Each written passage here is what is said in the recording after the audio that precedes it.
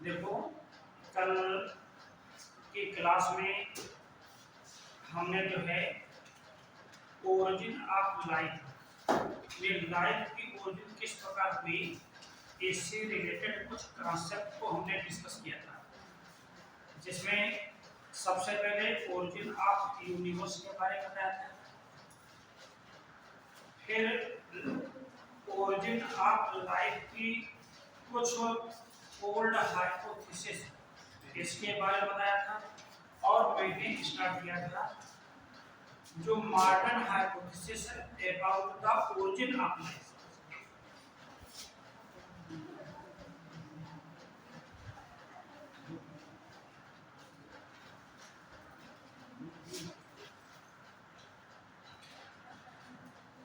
Modern hypothesis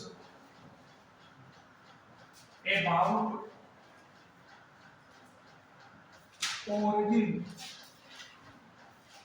of life। बस आज को हम लोग आगे समझेंगे। सबसे पहले इस थ्योरी को प्रपोज किया था दो वैज्ञानिकों ने। एक वैज्ञानिक का नाम था A.I. ओपेरिन, जो एक रूसियन बायोकेमिस्ट थे बेटा, रूसियन बायोकेमिस्ट थे।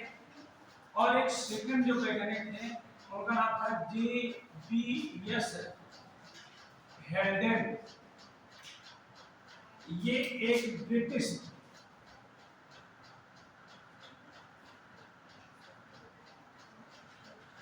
साइंटिस्ट थे।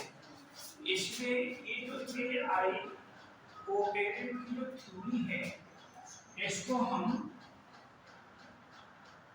ओपेरिन हेल्डेन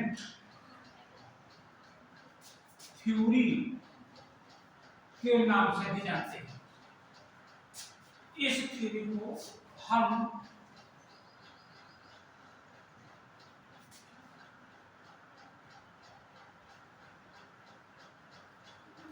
इस थ्योरी को कुछ अदर नेम से, जैसे मेजोरिटिस्ट थ्योरी है ना, इस प्रकार से के नाम से भी जानते हैं। ये जो थ्योरी है जो A.I. ओपेरिन ने प्रपोज की थी इन 1924, ये 1928, ये थ्योरी क्या बताते हैं कि जो primitive life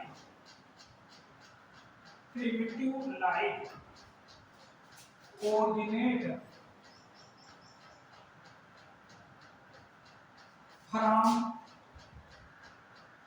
non-living substance। Non living substance means क्या हुआ कि organic and inorganic matter, inorganic and organic matter। primitive life originated from non-living substance, inorganic and organic matter in the ocean water। समुद्री जल में एक प्रोसेस होती थी जिसका नाम था बाई कंडेंसेशन एंड कॉम्बिनेशन।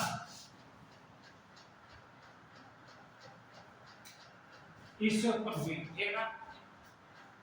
यानी प्रथम जीव की उत्पत्ति यानी प्रिमिटिव लाइफ की जो ओरिजिनेटेड है, ओरिजिन हुई है समुद्र के जल में नॉन लिविंग सब्सटेंस, जिनको हम ऑर्गेनिक और इनऑर्गेनिक मैटर या सब्सटेंस कहेंगे। इनमें आपस में कंडेंसेशन और कॉम्बिनेशन से हुई है। इतने बात समझ आ गए सब बच्चों को, ठीक। A.I. ओपेरिन ने अपने इस थ्योरी को और बेहतर तरीके से समझाने के लिए इसको 2 पार्ट्स में डिवाइड किया, 2 पार्ट में सबसे पहले डिवाइड किया। फर्स्ट पार्ट जिसको कहते हैं केमिकल इवोल्यूशन, केमिकल इवोल्यूशन, इसको हम कीमोजेनिक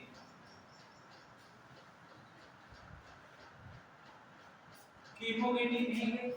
और जो सेकेंड पार्ट आएगा उसको कहेंगे बायोलॉजिकल इवोल्यूशन कहेंगे। क्या कहेंगे? बायोलॉजिकल इवोल्यूशन, जिसको हम बायोजेनिक कहेंगे, बायोजेनिक कहेंगे। क्लियर है ना? यहाँ पर सबसे पहले केमिकल इवोल्यूशन, एआईओवेरिन जेबीएस का क्या मानना था कि जो लाइफ की ओरिजिन ना तो सुपर नेचुरल पावर से हुई है, ना किसी देवी देवता द्वारा हुई है, ना तो यानी कॉस्मिक स्पोर्स के जर्मिनेशन से हुई है, ना तो ये अपने आप हुई है, ठीक है, ना तो ये प्री एग्जिस्टिंग ऑर्गेनिज्म से हुई है जिसको बायोजेनेसिस कहते हैं, बल्कि ये जो लाइफ की जो ओरिजिन हुई है ये इनऑर्गेनिक सब्सटेंस से हुई है जो समुद्र के जल में थे और इनमें आपस में रिएक्शन होता था। तो ये पूरी लाइफ को बेहतर से मतलब पूरी स्टेप को बेहतर समझाने के लिए इसने 2 पार्ट डिवाइड किए। केमिकल इवोल्यूशन, यानी सबसे पहले केमिकल इवोल्यूशन हुआ और केमिकल इवोल्यूशन के बाद क्या हुआ? Biological evolution. या हम यूं कह सकते हैं कि केमिस्ट्री पहले डेवलप हुई, बायोलॉजी बाद में डेवलप हुई, ठीक है। यानी आज जब हम बायोमॉलिक्यूल वाला चैप्टर पढ़ते हैं तो एक जो लिविंग सेल्स होती है तो उस लिविंग सेल्स में डिफरेंट टाइप्स ऑर्गेनिक और इनऑर्गेनिक मॉलिक्यूल्स प्रेजेंट होते हैं। बोलो होते नहीं होते हैं? यानी हम सेल की सेल वॉल को देखें तो हम क्या कहते हैं भाई, प्लांट सेल की सेल वॉल सेलुलोज की बनी होती है। सेलुलोज क्या है? एक कॉम्प्लेक्स कंपाउंड है। कहते हैं कि फंगल सेल की सेल वॉल काइटिन की बनी होती है। काइटिन क्या है? एक पॉलीसेकेराइड है।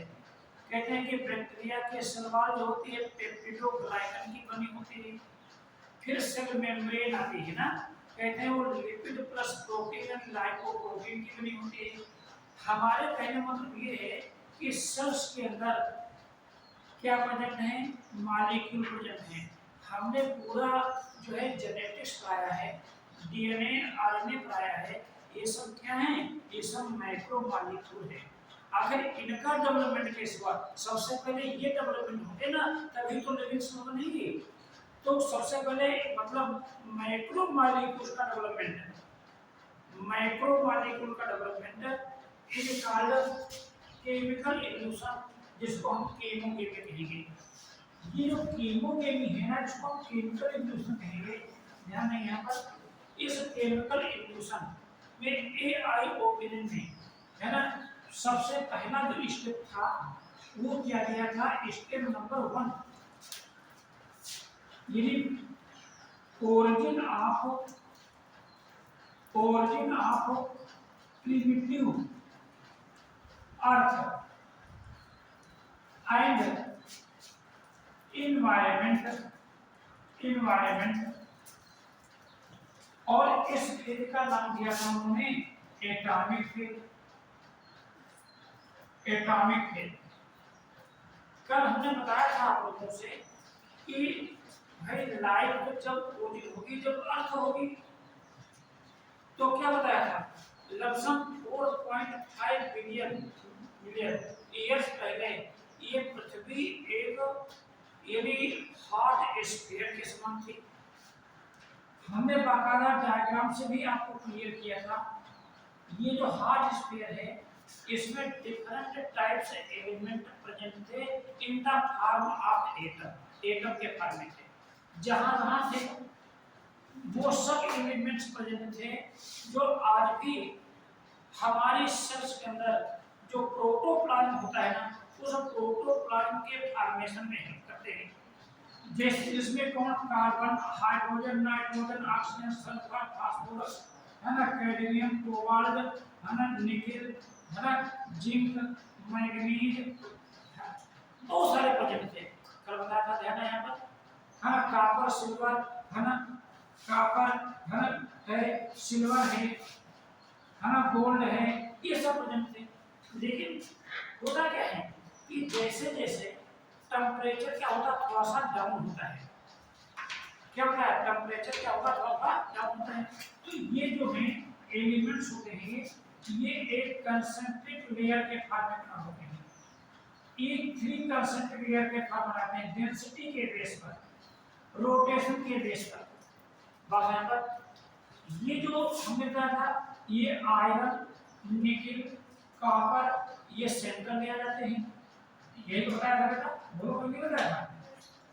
और जो हल्के होते हैं, है ना, कुछ हल्के जैसे कि यानी एल्युमिनियम, है ना, सिल्वर, गोल्ड, कोबाल्ट, देखना, मैग्नीशियम, है ना, मैंगनीज, ठीक, कैल्शियम, कैल्शियम, फास्फोरस, सिलिकॉन, ये सब ये मिडिल में आ जाते हैं।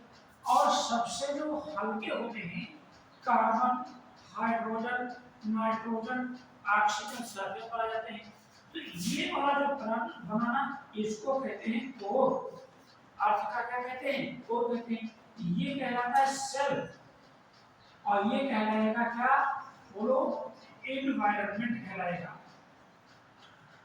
क्लियर है यहाँ पर, एनवायरनमेंट कहलाएगा। समझ में चल रहा है यहाँ पर, ये एक प्रिमिटिव मतलब अर्थ का एक स्वरूप था, इस प्रकार बनी थी। टेम्परेचर बहुत हाई था, ये जो इन्वायरमेंट था, और जो मॉडर्न इन्वायरमेंट है, ये एटमॉस्फेयर है, दोनों में क्या डिफरेंस है, ये भी जानकारी होनी चाहिए। ये जो प्रिमिटिव एटमॉस्फेयर था, ये रिड्यूसिंग था। कैसा था, रिड्यूसिंग था। टेम्परेचर बहुत हाई था, फ्री ऑक्सीजन अवेलेबल नहीं थी, ओजोन भी नहीं थी।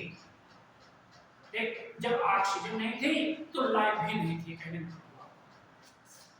इसके बाद ध्यान देंगे यहाँ पर, जो स्टेप नंबर 2 आता है, स्टेप नंबर जो 2 आता है, जो हमने बताया था, स्टेप नंबर 2, तो स्टेप नंबर 2 में यदि सिंथेसिस ऑफ सिंपल कंपाउंड,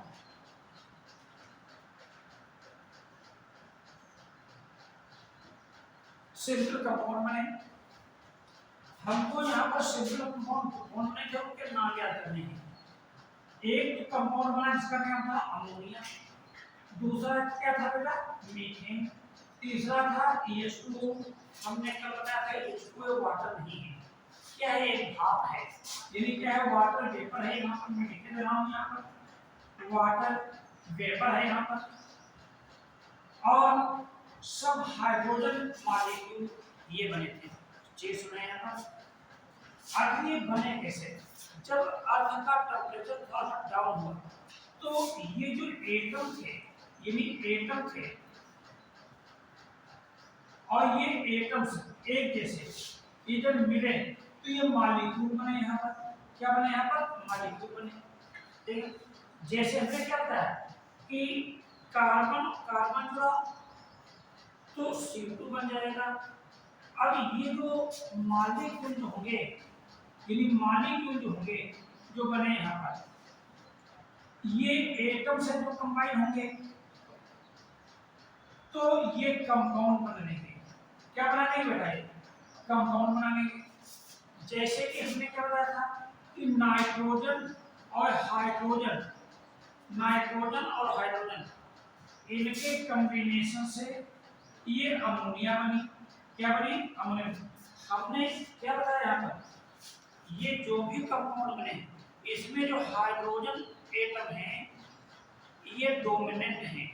क्या है, ये डोमिनेंट है।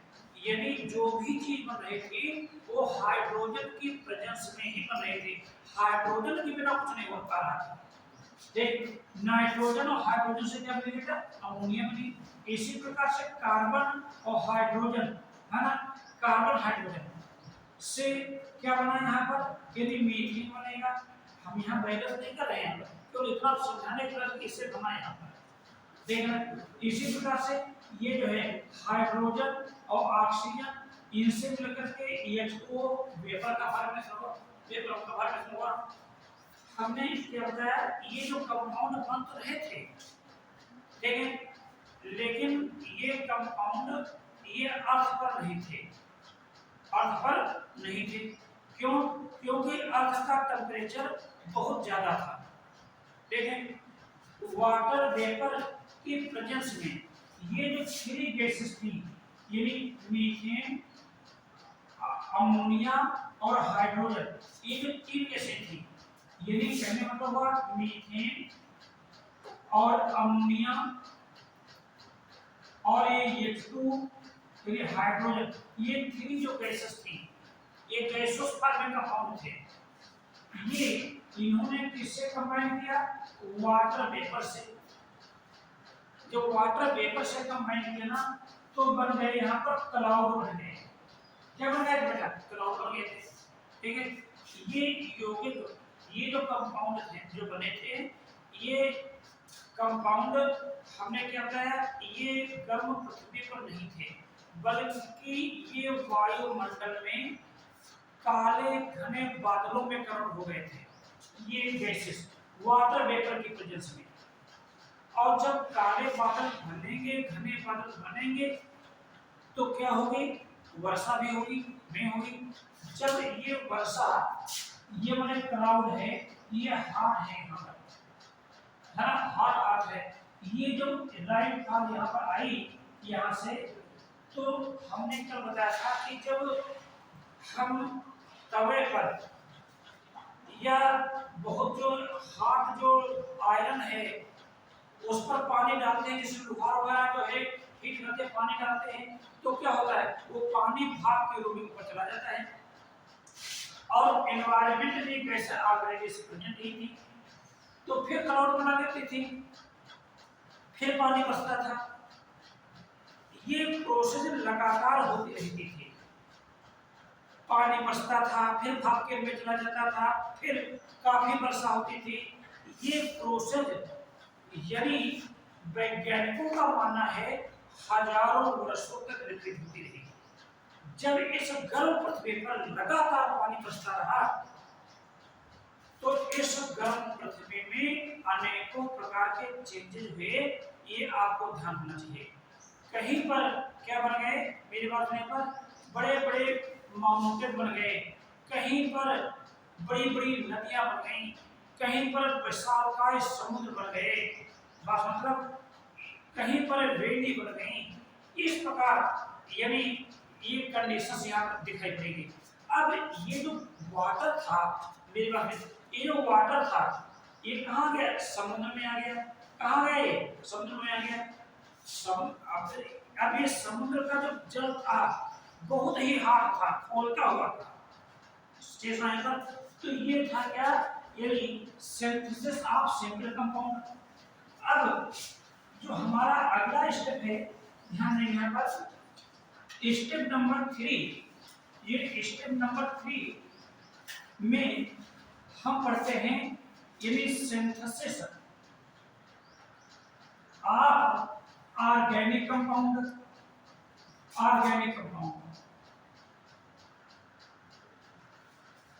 अर्थ का टेम्परेचर इतना हाई था कि लगातार कहते हैं ना कि ज्वालामुखी विस्फोट लगातार होते रहते थे, इससे लावा बाहर निकलता था। मेरी बात यहाँ तक। और एटमॉस्फेयर में कार्बन और नाइट्रोजन ये फेरी पर प्रेजेंट थे। ये जो कार्बन था, मेरी बात यहाँ पर, ये जो लावा निकलता था वोल्केनिक से, इससे कार्बाइड का फॉर्मेशन करता था।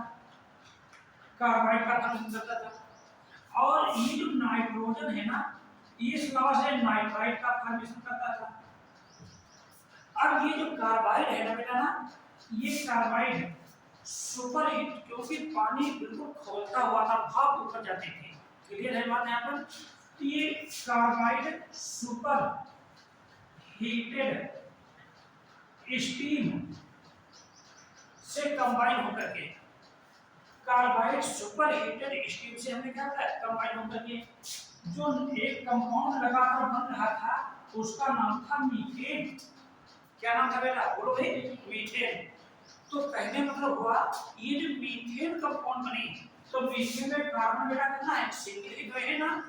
तो मीथेन क्या है, हम मानते हैं एक यानी फर्स्ट ऑर्गेनिक कंपाउंड है। आपसे एग्जाम में कुछ पूछा जाए कि फर्स्ट ऑर्गेनिक कंपाउंड क्या है, तो ये सर क्या बताएंगे, मीथेन है, फर्स्ट ऑर्गेनिक कंपाउंड है। यहाँ पर ये फर्स्ट ऑर्गेनिक कंपाउंड मीथेन कहाँ थी, ये गर्म समुद्री जल में थी। साथ ही साथ इसमें कार्बन हाइड्रोजन मॉलिक्यूल भी प्रेजेंट थे। हमने क्या बताया कि कार्बन हाइड्रोजन दोनों मॉलिक्यूल्स इस फर्स्ट ऑर्गेनिक कंपाउंड से जब रिएक्शन किया तो ये जो मीथेन है ना बेटा ना, मीथेन से हमने कहा हमने शुरू में बताया था कैसे हुई, कॉम्बिनेशन और कंडेंसेशन से।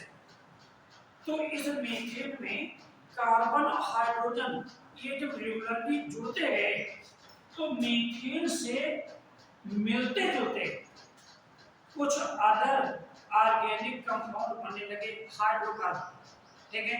जैसे कि C2H6, एक कार्बन जुड़ता था तो दो हाइड्रोजन जुड़ते थे। इससे क्या बनेगा, C3H8, C4H9। कहने मतलब मीथेन से ethane, propane, butane, pentane, hexane, इस प्रकार के कंपाउंड बनने लगे। क्लियर है यहाँ पर? और ये जो कंपाउंड थे, ये ऑल कंपाउंड्स ये super heated steam, super heated steam की प्रेजेंस में दो इंपॉर्टेंट अल्कोहल में चेंज हो गए। यदि अल्कोहल कौन से थे, यानी एथिल अल्कोहल और सेकंड क्या था, मेथिल अल्कोहल। आपको ध्यान है कि जो प्रिमिटिव एटमॉस्फेयर था उसमें आसमान में काले घने बादल छाए हुए थे, सूर्य का प्रकाश नीचे तक किसी भी कीमत पर नहीं आ पाता था। लेकिन ये जो कंपाउंड सिंथेसिस हो रहे थे ना, ये एक एनर्जी की प्रेजेंस में हो रहे थे। आखिर एनर्जी कहां से आ रही थी, तो ये एनर्जी कहां से आ रही थी, आपको ध्यान है ना, जब बरसात का दिन होता है बिजली चमकती नहीं चमकती है, बोलो चमकती है ना, पूरा काला घना बादल रात को देखा होगा, तो उस बिजली के चमकने से, लाइटिंग से एनर्जी जो प्रोड्यूस होती थी वो नीचे तक आ जाती थी। सन से निकलने वाली अल्ट्रावायलेट रेडिएशन, एक्स रेज, ये भी इन काले घने बादलों को क्रॉस करके ये भी नीचे तक आ जाती थी। और इन जो न्यू कंपाउंड बन रहे थे उनको सिंथेसिस करने के लिए एनर्जी प्रोवाइड करती थी। भाई नया कंपाउंड बनेगा तो बिना एनर्जी तो बन नहीं पाएगा। तो एनर्जी, इस समय एनर्जी का मेन सोर्स क्या है, सन है। तो सन की वैल्यू उसमें आ ही नहीं पाती थी, ठीक है। तो कभी कभार इस पर क्वेश्चन पूछा जाता है कि वही अल्ट्रावायलेट रेज जो इस मॉडर्न टाइम में हमारे लाइफ को बर्बाद कर रही है, लेकिन ये ध्यान रखना चाहिए कि यदि प्रिमिटिव एटमॉस्फेयर में अल्ट्रावायलेट रेज नहीं होती तो शायद लाइफ की यानी ओरिजिन ऑफ लाइफ भी पॉसिबल नहीं हो पाती। इसका रीजन क्या है, मैंने आपको बताया, एनर्जी कैसे प्राप्त हो पाती, एनर्जी नहीं मिल पाती। अब ये जो एथिल अल्कोहल मेथिल अल्कोहल है ना मैंने यहाँ पर, ये जो एथिल अल्कोहल मेथिल अल्कोहल है, ध्यान दीजिए यहाँ पर, ये जो दो कंपाउंड है यानी C2H5OH और CH3OH, एक है एथिल अल्कोहल, एक है मेथिल अल्कोहल। इन एथिल अल्कोहल मेथिल अल्कोहल यानी सन से निकलने वाली अल्ट्रावायलेट रे और लाइटिंग, बादलों के कारण जो लाइटिंग थी, इससे 6 इंपॉर्टेंट ऑर्गेनिक कंपाउंड बने थे। ये जो 6 इंपॉर्टेंट ऑर्गेनिक कंपाउंड बने थे, उनको आपको नाम याद करना है कि AIOPARIN के अकॉर्डिंग वो 6 ऑर्गेनिक कंपाउंड कौन थे जो लाइफ की ओरिजिन के लिए इंपॉर्टेंट थे। फर्स्ट जो कंपाउंड है ना, उसको कहते हैं शुगर। क्या कहते हैं? शुगर कहते हैं। बस यहाँ पर जो सेकंड जो था उसका नाम था फैटी एसिड। फैटी एसिड बना था यहाँ पर, देखना। थर्ड क्या था? Amino acid. अमीनो एसिड बना था। फोर्थ क्या था? ग्लिसरॉल बना था। क्या बना था बेटा? ग्लिसरॉल बना था। और पांचवा क्या बना था? प्यूरिन। क्या बना बेटा? प्यूरिन। और 6 क्या बना? पिरिमिडीन। क्या बना बेटा? ये पिरिमिडीन। तो these are all one type of the micromolecule। बस यहाँ पर यानी ये 6 इंपॉर्टेंट ऑर्गेनिक कंपाउंड ने हमने स्टार्ट किया था कार्बन, हाइड्रोजन, नाइट्रोजन, ऑक्सीजन से, और इनमें जब कॉम्बिनेशन कंडीशन हुआ तो उससे हमने बना लिए, क्या बना लिए? 6 इंपॉर्टेंट ऑर्गेनिक कंपाउंड हमने बना लिए। क्लियर हो गया यहाँ पर? जो ये 6 ऑर्गेनिक कंपाउंड लाइफ की ओरिजिन के लिए क्या थे? इंपॉर्टेंट थे। ठीक, मेरे पास में यहाँ पर AIOPARIN ने अपने थ्योरी में क्या बताया था कि ये जो 6 इंपॉर्टेंट ऑर्गेनिक कंपाउंड बने, ये किससे बने थे? ये जो सिंपलेस्ट कंपाउंड हैं, मीथेन, अमोनिया और हाइड्रोजन, ये जो गैसेस थी, इन गैसेस की हेल्प से, इन गैसेस, ये जो गैसें थी, AIOPARIN ने क्या बताया कि प्रिमिटिव एटमॉस्फेयर में मीथेन, अमोनिया, हाइड्रोजन ये गैसेस थी, और ये गैसेस सन से निकलने वाले अल्ट्रावायलेट रेडिएशन के प्रेजेंस में जब इनको एनर्जी प्रोवाइड हुई, तो ये वाटर वेपर की प्रेजेंस में ये 6 ऑर्गेनिक कंपाउंड में कन्वर्ट होगी। ऐसा AIOPARIN ने बताया। बस लेकिन बाद में इसको प्रूव किया शिकागो यूनिवर्सिटी का एक साइंटिस्ट जिसका नाम था स्टेनले मिलर। स्टेनले ने एक अपने सिंपल से एक्सपेरिमेंट के थ्रू AIOPARIN के इस थ्योरी को प्रूव करने की कोशिश की। कैसे कोशिश की? हम सब लोगों ने स्टेनले मिलर के एक्सपेरिमेंट को, डायग्राम को देखा होगा, हमने ग्रुप पर भी डाला था। देख, उन्होंने क्या किया था, एक शॉर्ट में मैं आपको बताता हूं। एक ये बड़े साइज का इन्होंने ग्लास लिया था, एक यहाँ पर छोटे साइज का ग्लास लिया था। देख, इस बड़े साइज के ग्लास को एक यानी यू शेप स्ट्रक्चर से जोड़ दिया था, यू शेप नली से कर दिया था, और इसका रिलेशन इससे ऊपर ऐसे कर दिया था। ध्यान दीजिएगा, यानी ये केवल समझाने के हिसाब से हमें यहाँ पर पढ़ा नहीं है।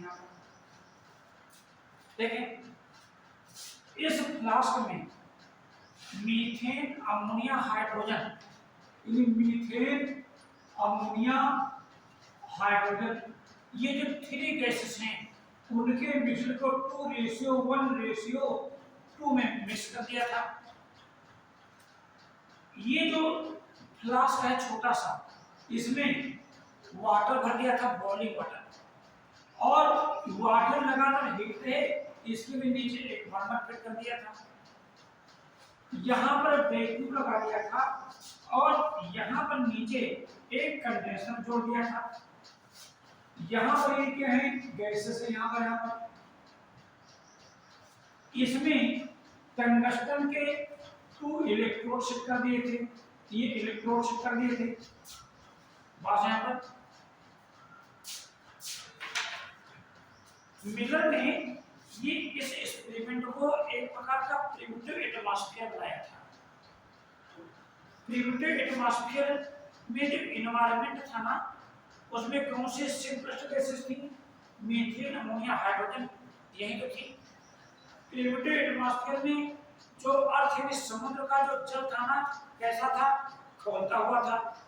तो इन्होंने यहाँ पर खौलता हुआ पानी मतलब वाटर भर दिया तो उसको बॉइलिंग लगातार करते रहे। समझ में आ रही है यहाँ पर? अब क्या होता है यहाँ पर, जब इसको हीट किया गया यहाँ पर, तो वाटर वेपर देखो ऊपर जा रहा है, नहीं जाएगा यहाँ पर? वैसे समुद्र में जो वाटर होता था तो वाटर वेपर ऊपर जाता था। अब यहाँ पर जो खोलेगा, बॉइल होगा, तो वाटर वेपर ऊपर जाएगा, नहीं जाएगा? जब जाएगा तो क्या होगा? ध्यान देंगे यहाँ पर, ये अंदर आएंगे, ये वेपर, वाटर वेपर यहाँ पर आएगा, और यहाँ पर कौन सी गैसेस हैं? यहाँ पर मीथेन, अमोनिया, हाइड्रोजन, ये गैसेस हैं। ठीक, और इनसे एनर्जी प्रोवाइड होगी इलेक्ट्रोड से। बस यहाँ पर बिल्कुल उसी प्रकार से जैसे अल्ट्रावायलेट रेडिएशन एनर्जी प्रोवाइड होती थी। अब ये गैसेज जो थी ये मिक्स हो करके ये धीरे धीरे कंडेंसर से होती हुई यहाँ पर आ गई, U-ट्यूब में आ गई, यहाँ पर एग्रीगेट हो गया, यहाँ पर एक लिक्विड बन गया, यहाँ पर एक रेड कलर का, एक रेड कलर का एक यहाँ पर फ्लूइड बन गया। इस फ्लूइड को जब मिलर ने बाहर निकाला और इसको एनालिसिस किया, तो एनालिसिस में क्या देखा कि इसमें ऑर्गेनिक कंपाउंड प्रेजेंट है, शुगर प्रेजेंट है, different type amino acid present है, एलिनिन, ग्लाइसिन, इस प्रकार के अमीनो एसिड प्रेजेंट हैं। देख, कुछ इसमें फैटी एसिड भी प्रेजेंट है।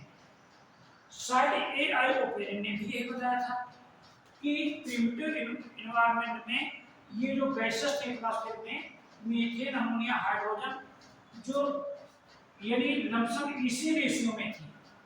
भाई क्वेश्चन पूछा है कि मिलर ने अपने एक्सपेरिमेंट में मीथेन, अमोनिया, हाइड्रोजन गैसेस को ही क्यों लिया?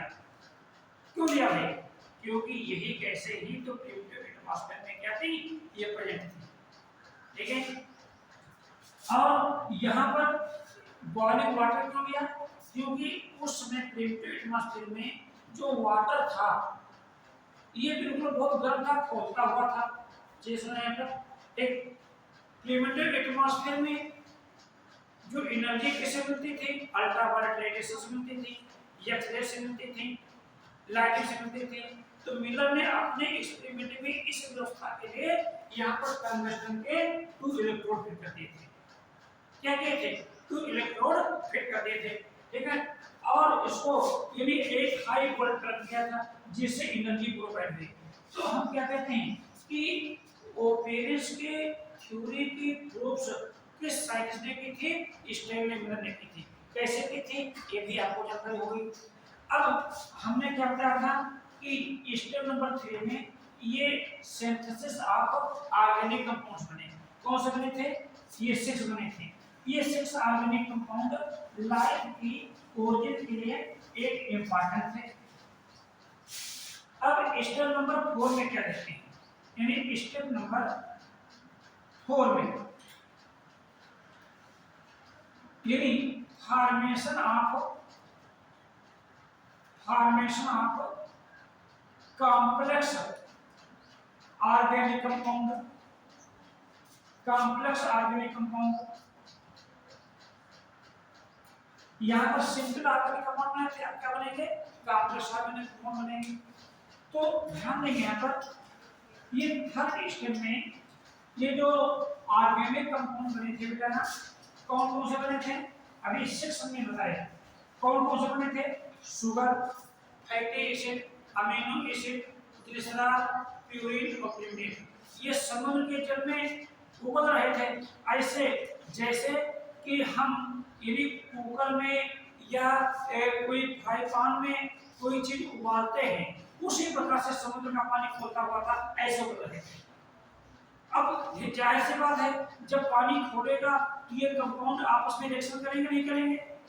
रिएक्शन करेंगे। जब रिएक्शन करेंगे तो न्यू कंपाउंड बनेंगे। ठीक, तो सबसे पहले इन्हीं कॉम्प्लेक्स ऑर्गेनिक कंपाउंड कौन कौन बनेंगे? कॉम्प्लेक्स ऑर्गेनिक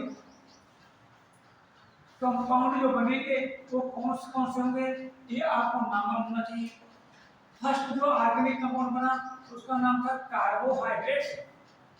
क्या बना बेटा, बोलो, कार्बोहाइड्रेट्स। कार्बोहाइड्रेट कैसे बना, ये जो शुगर के मॉलिक्यूल, ये शुगर के मॉलिक्यूल ये सब जुड़ने लगे आपस में और जुड़ करके कॉम्प्लेक्स कार्बोहाइड्रेट बना।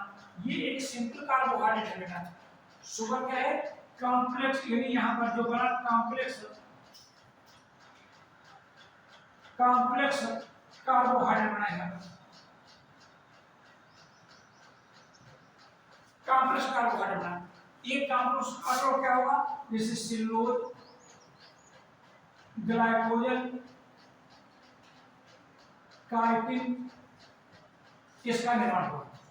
समझना था, आज भी हम सेलुलोज या ग्लाइकोजन की स्ट्रक्चर पढ़ते हैं केमिस्ट्री में, तो हमको पता चलता है कि एक सेलुलोज की स्ट्रक्चर में हजारों की संख्या में ग्लूकोज यानी शुगर के अणु एक दूसरे से एक कोवैलेंट बॉन्ड होता है जिसको ग्लाइकोसिडिक बॉन्ड कहते हैं, उसके द्वारा जुड़े रहते हैं। समझना चाहिए। फिर थर्ड स्टेप में ध्यान देना पर जो दूसरा मेन कंपाउंड बना वो था प्रोटीन।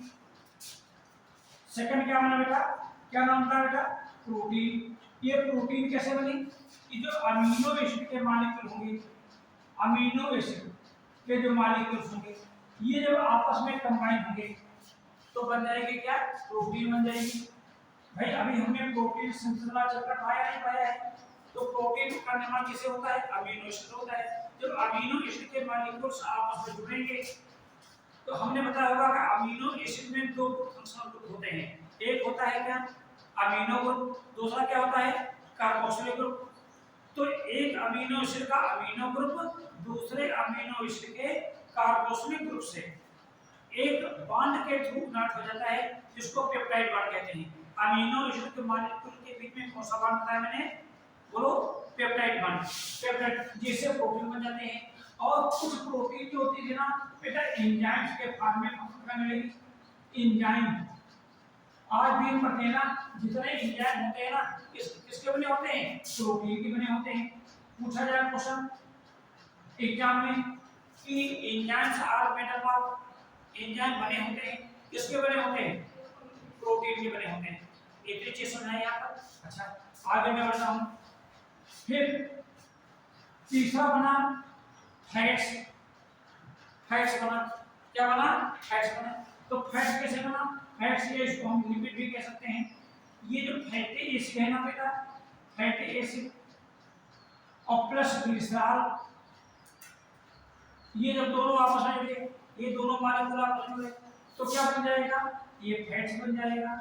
क्या बन जाएगा, फैट्स बन जाएगा। फैटी एसिड ग्लिसरॉल, जब ये दोनों आपस में जुड़ेंगे तो क्या बन जाएगा, फैट्स बन जाएगा। फिर फैट्स का निर्माण हो गया। फिर इसके बाद यानी क्या बना, न्यूक्लियोटाइड, न्यूक्लियोटाइड्स। तो न्यूक्लियोटाइड कैसे बनेंगे, यानी प्यूरिन या फिर पिरिमिडीन, ये किससे जुड़े, शुगर से, शुगर से जुड़े। और किससे जुड़े, फास्फेट से, फास्फेट से जुड़े। तो क्या बन जाएगा, प्यूरिन से जुड़ेंगे तो उसको कहेंगे purine sugar phosphate, purine sugar phosphate. और इसे जुड़ेंगे तो क्या लिखेंगे, pyrimidine sugar phosphate, pyrimidine sugar phosphate ये बने। Purine sugar phosphate, pyrimidine sugar phosphate, इन्हीं को आज की डेट में हम पढ़ते हैं न्यूक्लियोटाइड्स।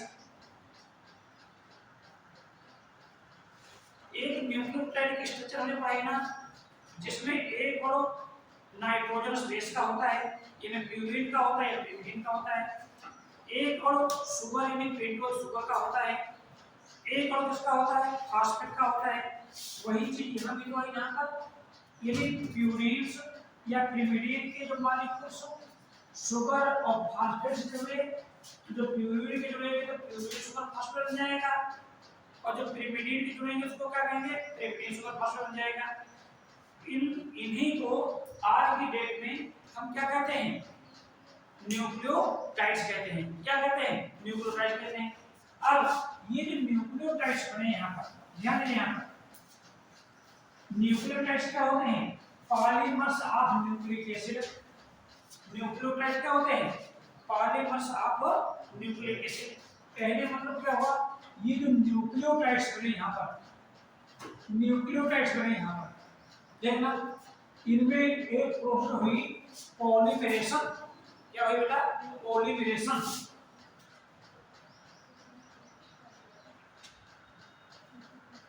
पॉलीमरेशन हुई, भाषा पर कौन सी प्रोसेस हुई, पॉलीमरेशन हुई। तो उस पॉलीमरेशन से एक जटिल रचना बन गई, और उस जटिल रचना को हम कहते हैं, क्या कहते हैं, न्यूक्लिक एसिड। क्या कहते हैं, न्यूक्लिक एसिड कहते हैं। और ये जो न्यूक्लिक एसिड होती हैं, ये दो तरीके की होती है, हमने पढ़ा है, एक है डीएनए और दूसरा क्या है, आरएनए। कहा हमने कार्बन, हाइड्रोजन, नाइट्रोजन, ऑक्सीजन से लेकर चले थे बेटा ना, देखना। लेकिन हमने क्या बना दिया, डीएनए आरएनए का बनना एक प्रकार का रिवोल्यूशन था, क्योंकि डीएनए आरएनए न्यूक्लिक एसिड है, जो जितनी भी सेल्स हैं उनमें ये न्यूक्लिक एसिड डीएनए आरएनए के फॉर्म में क्या होती है, प्रेजेंट होती है। समझ में आया यहाँ पर, ठीक है। अब ध्यान दीजिए, ये तो स्टेप हो गया फोर्थ, जिसमें हमने बनाए क्या, कॉम्प्लेक्स ऑर्गेनिक कंपाउंड। लेकिन आगे जो स्टेप नंबर 5 आएगा, स्टेप नंबर जो 5 आएगा वो कहलाएगा, स्टेप 5 जो कहलाएगा वो कहलाएगा फॉर्मेशन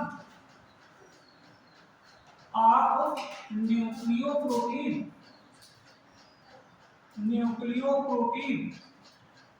न्यूक्लियोप्रोटीन का निर्माण, देखना। और क्या बनेंगे, वायरसेस, देख, कोइसरवेट्स,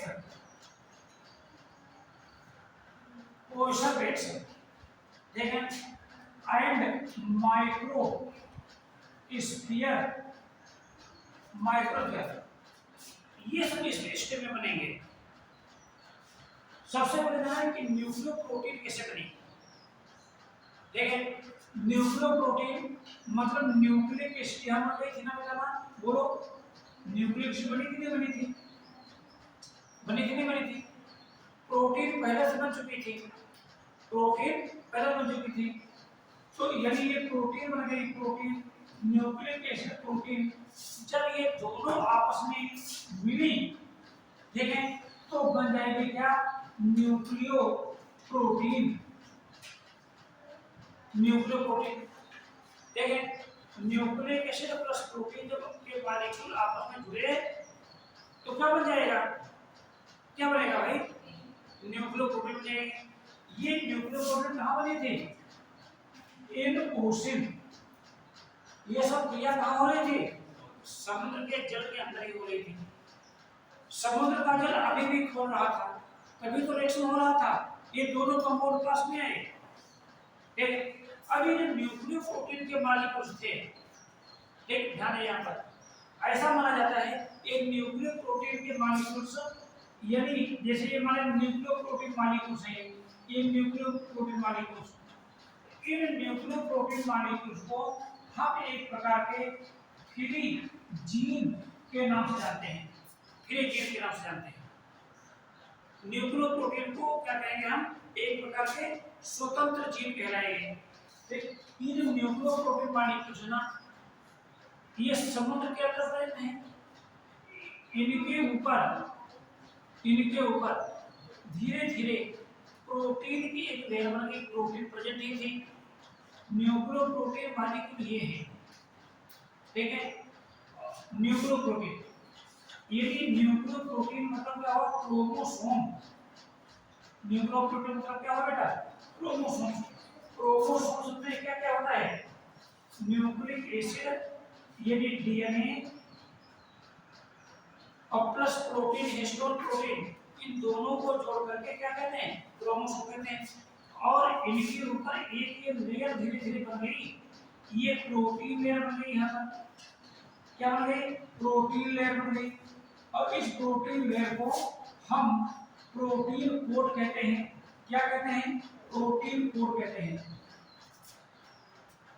वैज्ञानिकों का मानना है, एआई ओपेरन या अन्य वैज्ञानिकों का मानना है कि जो आदि सागर में प्रिमिटिव ओशन में, बात सुना ध्यान से, प्रिमिटिव ओशन में जब ये न्यूक्लियो प्रोटीन के मॉलिक्यूल क्या होता है? न्यूक्लियो प्रोटीन के मॉलिक्यूल ये प्रोटीन के अणु से घिर गए, तो ये कहलाए क्या? Ancestor of virus. वायरस के पूर्वज कहलाए, एंसेस्टर ऑफ वायरस कहलाए। ऐसा लगता है कि इन्हीं से ट्रू वायरस जो थे ये डेवलप हुए। बात समझ? मैं आज भी जब वायरस की स्ट्रक्चर में पढ़ता हूं तो मैं क्या करता हूं कि virus are one type of a particle and made up of nucleoprotein. Virus यानी एक प्रकार की सब सेलुलर स्ट्रक्चर है, कोई सेल नहीं है। यानी viruses are a cellular structure made up of nucleoprotein. ये एक क्रिस्टल के फॉर्म में प्रेजेंट हैं, फ्री स्टेट में। तो वैज्ञानिकों का मानना था कि यही आगे चल करके क्या कहलाए? वायरस कहलाए। वायरस की उत्पत्ति हुई है ना, किससे? यानी न्यूक्लियोप्रोटीन से। कुछ लोग न्यूक्लियोप्रोटीन के मॉलिक्यूल्स, ये क्या है? ये न्यूक्लियोप्रोटीन के मॉलिक्यूल्स हैं, ये न्यूक्लियोप्रोटीन मॉलिक्यूल्स हैं। ये न्यूक्लियोप्रोटीन मॉलिक्यूल्स ये वाटर में तो प्रेजेंट थे, लेकिन ये एक लेयर थी, वाटर की लेयर थी, वाटर की लेयर थी। यानी ये क्या है? ये वाटर प्रूफ है, मान लीजिए यहाँ पर वाटर प्रूफ है। यानी कुछ न्यूक्लियोप्रोटीन के मॉलिक्यूल, ठीक है ना, कुछ न्यूक्लियोप्रोटीन के मॉलिक्यूल यानी जल की एक लेयर से घिर गए। ऐसे जैसे हम पानी में तेल की बूंदें डाल दें तो क्या होता है? वो तेल की बूंदें हमको दिखाई देती हैं, डिजॉल्व नहीं होती। तो कुछ न्यूक्लियोप्रोटीन के मॉलिक्यूल्स यानी वाटर की एक थिन लेयर से सराउंड हो गए, लेकिन ये वाटर में क्या थे? इनसोल्युबल थे। यानी इनसोल्युबल इन वाटर, वाटर में क्या थे? इनसोल्युबल थे। समझ में चाहिए यहाँ पर, ठीक ना? वाटर में क्या थे? इनसोल्युबल थे। ठीक, इनमें एक यानी अपोजिट चार्ज भी डेवलप हो गया था। अपोजिट ओपेरन ने इनका नाम क्या रखा? कोइसल बेट्स। कोइसल बेट्स नाम रखा। क्या नाम रखा? कोइसल बेट्स रखा। ठीक, ध्यान देंगे यहाँ पर फ्लोरिडा यूनिवर्सिटी के साइंटिस्ट जिनका नाम था सिडनी फॉक्स ने एक एक्सपेरिमेंट किया। उन्होंने क्या किया कि अमीनो एसिड के मॉलिक्यूल को एक टेस्ट ट्यूब में रख करके एक उनको बॉईल किया 90 डिग्री सेल्सियस के टेम्परेचर पर बॉईल किया। फिर उनको क्या कर दिया? कूल कर दिया। कूल करने के बाद क्या देखा कि इसमें प्रोटीन मॉलिक्यूल जैसी स्ट्रक्चर डेवलप हुई। देखें, प्रोटीन मॉलिक्यूल लाइक स्ट्रक्चर हुई। इनमें जैसे कि ईस्ट में बटिंग होती है ना, बटिंग, इस प्रकार की बटिंग जैसी प्रोसेस देखी गई। तो सिडनी एफ फॉक्स ने इन स्ट्रक्चर को माइक्रोस्फीयर का नाम दिया। क्या नाम दिया? माइक्रोस्फीयर का नाम दिया। हमने क्या बताया कि इस स्टेप में, फोर्थ स्टेप में न्यूक्लिक एसिड बन गई थी, प्रोटीन बन गई थी। ये जब न्यूक्लिक एसिड प्रोटीन के मॉलिक्यूल आपस में जुड़े तो एक नई कंपाउंड बन गई जिसका नाम था न्यूक्लियोप्रोटीन। न्यूक्लियोप्रोटीन जो मॉलिक्यूल्स थे इनका नेचर एडिसिव था। न्यूक्लियोप्रोटीन मॉलिक्यूल्स का नेचर कैसा था? एडिसिव था, मतलब चिपकने वाला था। ठीक ना? ये समुद्र की लहरों के साथ ये एक दूसरे के पास आ जाते थे और बड़े बड़े मॉलिक्यूल बना लेते थे। बस यहाँ पर फिर इनमें यानी फ्रेगमेंटेशन होने लगा। फ्रेगमेंटेशन मतलब कहने का मतलब हुआ ये अपने ही जैसे दूसरे न्यूक्लियोप्रोटीन बनाने लगे। ये जो न्यूक्लियोप्रोटीन बने इनमें एक ऐसी प्रॉपर्टी डेवलप हो गई यानी ये अपने ही जैसे दूसरे न्यूक्लियोप्रोटीन बनाने लगे, अर्थात इनमें रेप्लिकेशन होने लगा। रेप्लिकेशन तो हम जानते हैं ना, हमें पढ़ाया है कि अपने ही जैसा दूसरा बन जाना, अपने जैसे दूसरे न्यूक्लियोप्रोटीन बनाने लगे। तो जब इनमें रेप्लिकेशन होगा तो इन न्यूक्लियोप्रोटीन की नंबर्स जो थी ये समुद्र के जल में लगातार बढ़ती गई। ठीक है, वैज्ञानिकों का मानना है कि यही न्यूक्लियोप्रोटीन के मॉलिक्यूल ये आगे चल करके फ्री जीव कहलाए। जब ये न्यूक्लियोप्रोटीन के मॉलिक्यूल्स समुद्र के जल में उपस्थित प्रोटीन मॉलिक्यूल से घिर गए तो संभवतः वो वायरस के एंसेस्टर या वायरस के पूर्वज कहलाए। ऐसा विश्वास किया जाता है कि वायरस की ओरिजिन इन्हीं से हुई। हमने अभी बताया कि आज भी मैं वायरस की जब स्ट्रक्चर पढ़ता हूँ तो वायरस को हम नॉन लिविंग की कैटेगरी में रखते हैं। वायरस फ्री स्टेट में क्रिस्टल के फॉर्म में पाए जाते हैं। वायरस में कोई एंजाइम नहीं होते हैं। बात यहाँ पर ठीक है, वायरस में कोई एंजाइम नहीं होते हैं, लेकिन कुछ करैक्टर ऐसे थे जो जिसमें कुछ लिविंग करैक्टर डेवलप हुए थे। बात यहाँ पर तो यानी ऐसा लगता है कि वायरस की ओरिजिन इन्हीं से हुई। न्यूक्लियोप्रोटीन के कुछ अणु बात यहाँ पर न्यूक्लियोप्रोटीन के कुछ अणु यानी वाटर से सराउंड हो गए, लेकिन ये वाटर में क्या थे? इनसोल्युबल थे। इन पर एक प्रकार का अपोजिट चार्ज ही प्रोड्यूस हो गया। AIOPANIN ने इनको कोसरबेट्स का नाम दिया था। क्या नाम दिया था? कोसरबेट्स का नाम दिया था। इतनी चीज क्लियर हो गई यहाँ पर। हमने क्या बताया? इसी से रिलेटेड फ्लोरिडा यूनिवर्सिटी के साइंटिस्ट जिनका नाम था सिडनी फॉक्स, उन्होंने अमीनो एसिड के मॉलिक्यूल को अपनी लैब में एक ट्यूब में रख करके 90 डिग्री सेल्सियस पर हीट किया, फिर उसको कूल कर दिया। कूल करने के बाद है ना उसमें प्रोटीन मॉलिक्यूल जैसी स्ट्रक्चर डेवलप हुई। देखा कि जैसे ईस्ट में जो बटिंग होती है ना उसी प्रकार से इनमें बटिंग भी स्टार्ट हो गई। क्या स्टार्ट हो गई? बटिंग स्टार्ट हो गई। बात यहाँ पर तो यानी इसमें कहने मतलब हुआ कि इसमें रिप्रोडक्शन की प्रॉपर्टी डेवलप हो गई। सिडनी फॉक्स ने उनका नाम क्या रखा? माइक्रोस्फीयर नाम रखा। किस वैज्ञानिक ने क्या नाम रखा ये आपको ध्यान में रखना है। ये कोसरबेट टर्म्स का नाम किसने दिया था? AIOPANIN ने दिया था। माइक्रोस्फीयर का नाम किसने दिया था? सिडनी फॉक्स ने दिया था। इतनी चीज हो रही है। चाहे ये वायरसेस हों चाहे वो कोसरबेट्स हों, जरा बात को गौर सुनिएगा, चाहे वायरसेस हों या कोसरबेट्स हों या फिर क्या हो माइक्रोस्फीयर, ये कोई लिविंग सच नहीं थी। ये कोई लिविंग सच नहीं थी, लेकिन इनमें कुछ ऐसे करैक्टर देखे गए जिससे ये पता चलता है कि एक लिविंग सेल्स के जो ओरिजिन है शायद इन्हीं से हुई होगी। लिविंग सेल्स की ओरिजिन किससे हुई होगी? इन्हीं से हुई होगी। ठीक, तो ये स्टेप नंबर 5 तक तो हमने क्या बनाए? मॉलिक्यूल बनाए हैं। क्या बनाए? तो इसको कहते हैं कीमोगेमी या केमिकल इवोल्यूशन। AIOPAN का जो सेकंड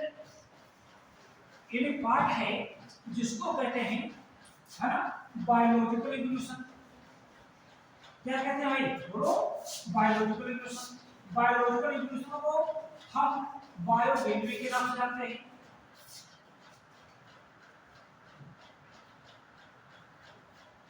बायोलॉजिकल इवोल्यूशन जिसको हम बायोकेमी के नाम से जानेंगे। तो ये केमिकल इवोल्यूशन किस प्रकार है, बायोलॉजिकल इवोल्यूशन किस प्रकार हुआ, ध्यान देना। तो सबसे पहले स्टेप नंबर हमारा जो 6 आएगा,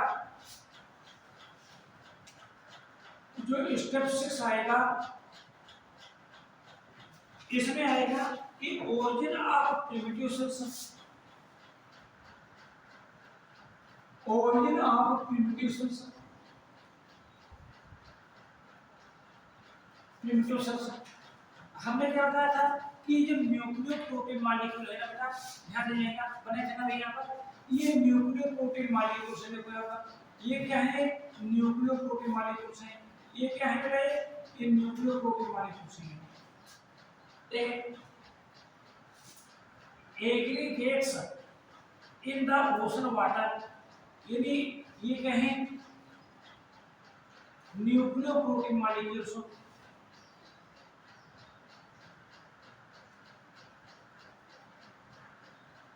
एग्रीगेट्स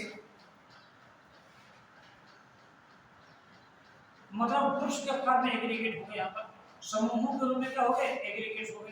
क्लियर हो यहाँ पर।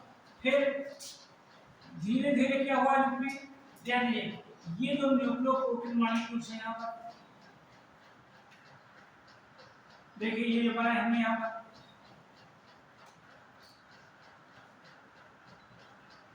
इन्हीं को हमने फिलिजीन का नाम दिया। क्या नाम दिया बेटा, फिलिजीन। और इन पर यानी इस प्रकार की कंसंट्रिक लेयर बन गई, इस प्रकार कंसंट्रिक लेयर बनी है, ऐसी है, ये कंसंट्रिक लेयर बन गई, ये कंसंट्रिक लेयर बन गई, ये जो कंसंट्रिक लेयर बन गई है, देखो यहाँ पे,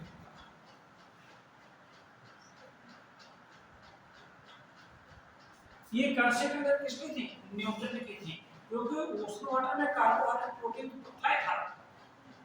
बात है यानी कार्बोहाइड्रेट प्रोटीन फास्फोलिपिड ये ऑलरेडी से डबल हो चुका था।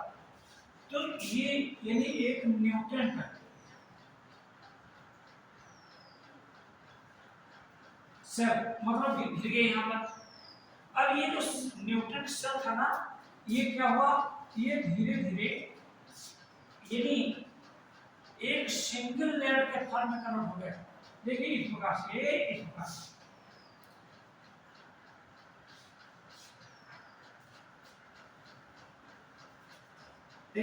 और ये जो न्यूक्लियोप्रोटीन मॉलिक्यूल्स हैं यहाँ पर, ये देखिए हम इसको ऐसे बना दिया, ये जो न्यूक्लियोप्रोटीन मॉलिक्यूल्स हैं,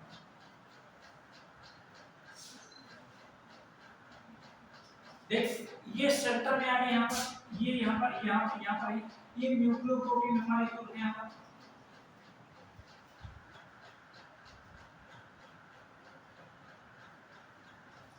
इनको हमने क्या कहा, ये भी फिलिजीन कहा मैंने यहाँ पर,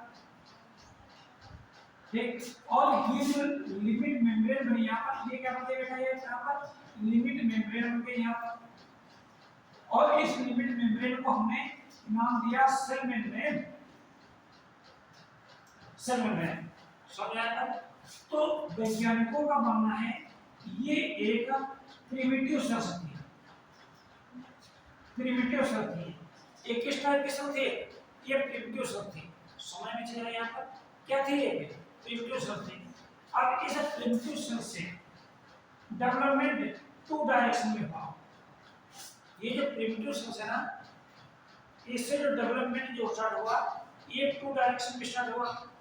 यानी कहने मतलब क्या हुआ कि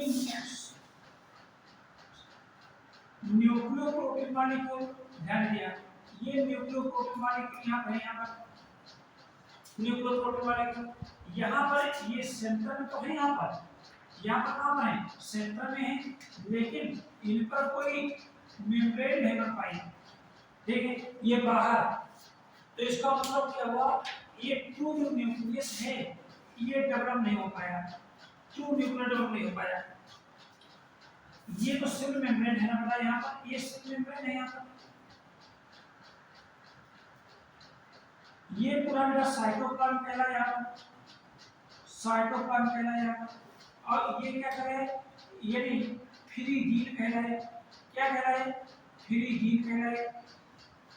जानते हो ना, इस सेल को मोनेरॉन कहा गया, मोनेरॉन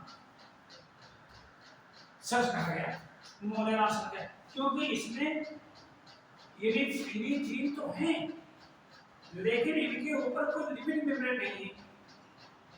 जो सेकंड डायरेक्शन क्या था, ये न्यूक्लियर प्रोटीन मॉलिक्यूल जो यहाँ पर, ये देखिए, ये यहाँ पर, ये यहाँ पर, और इन पर एक मेम्ब्रेन बन गई यहाँ पर, और ये मेम्ब्रेन दूसरी बन गई यहाँ पर, सबसे बाहर वाली है, ये मेम्ब्रेन कहलाई क्या, सेल मेम्ब्रेन। बोलो भाई क्या कहलाएगा बेटा, ये सेल मेम्ब्रेन कहलाएगा। ये साइटोप्लाज्म कहलाया यहाँ पर, क्या कहलाएगा ये, आप लोग बोलते नहीं हैं, साइटोप्लाज्म कहलाएगा। ये स्ट्रक्चर पूरी कहलाएगी न्यूक्लियस, न्यूक्लियस में ये मेम्ब्रेन न्यूक्लियर मेम्ब्रेन कहलाएगी, न्यूक्लियर मेम्ब्रेन, न्यूक्लियर मेम्ब्रेन कहलाएगी, क्या कहलाएगी, न्यूक्लियर मेम्ब्रेन। क्लियर चीज यहाँ पर हुई, क्या मैंने बताया कि प्रिमिटिव सेल से डेवलपमेंट आगे टू डायरेक्शन में हुआ। बात सुने यहाँ पर, फर्स्ट जो डायरेक्शन है जिसमें न्यूक्लियर प्रोटीन के मॉलिक्यूल यहाँ पर सेंटर में तो हैं, सेंटर में तो हैं, लेकिन इन पर कोई मेम्ब्रेन नहीं हो पाया, यानी कहने मतलब हुआ इनमें न्यूक्लियस डेवलप नहीं हो पाया। तो जो ऐसे सेल्स जिनमें न्यूक्लियस अंडर डेवलप है, यदि न्यूक्लियस के स्ट्रक्चर में न्यूक्लियर मेम्ब्रेन नहीं है, तो ऐसे सेल्स को हमने क्या कहा, मोनेरॉन सेल्स कहा, ठीक है। और इन मोनेरॉन सेल्स से जो all type of prokaryotic sales, यानी ऑल टाइप्स ऑफ प्रोकैरियोटिक